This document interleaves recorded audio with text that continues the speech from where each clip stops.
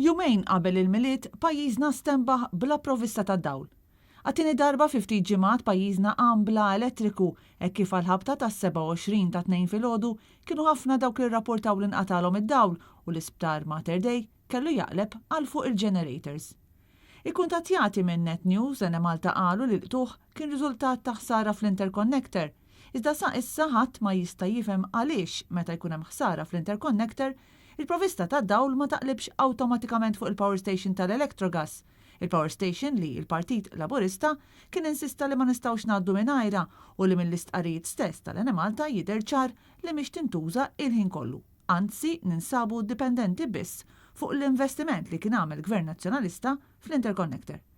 Il-power station tal-Electrogas kienet il-pilastru ewlieni tal-kampanja elettorali tal-Partit Laburista tal-2013 u ftit jiem biss wara r-rebħa tal-Labor f'din l-elezzjoni ġew mwaqfa 3 kumpaniji sigriti fil-Panama li 2 minnhom Hernville u Tilgate kellhom jibdew jirċievu fihom 5,000 euro kuljum kull wieħed mill-kumpanija l-oħra 17 Black.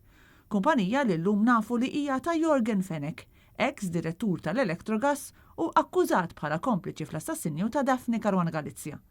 Id-2 filgħodu negozji u ħwienet baqgħu fidlam u bla elettriku għal minn tal-anqas lezzijat fl-aktar żmien biżel importanti tas-sena għan-negozji tagħhom qabel mal-provvista bdiet ġejja lura bil-mod. Il-qtuħ tad-dawl tefa' f'paniku lil negozji bħal hairdressers, beauticians, supermarkets, dulċiera u ħwienet żgħar tal-merċa fost l-oħrajn li jkunu mlew il-ħwienet tagħhom b'ħafna ikel għal beħ f'dawn iż-żminijiet. L-aħħar darba li kien qtuħ tal-provvista tal-pajjiż kollu kien nhar is-26 ta' Novembru li għadda. Dakinhar kienu ħabru r-riżenji tagħhom l-ex Chief of Staff tal-Prim Ministru Keith Schembri u l-ex Ministru tat-Turiżmu Konrad Mizzi u kien issospenda ruħu l-Ministru tal-Ekonomija Chris Cardona. Dakinhar ukoll l-Enemalta wara li għamlet inkjesta interna kienet qalet li l-qtuħ kien riżultat ta' ħsara fl-interconnector ma' Sqallija.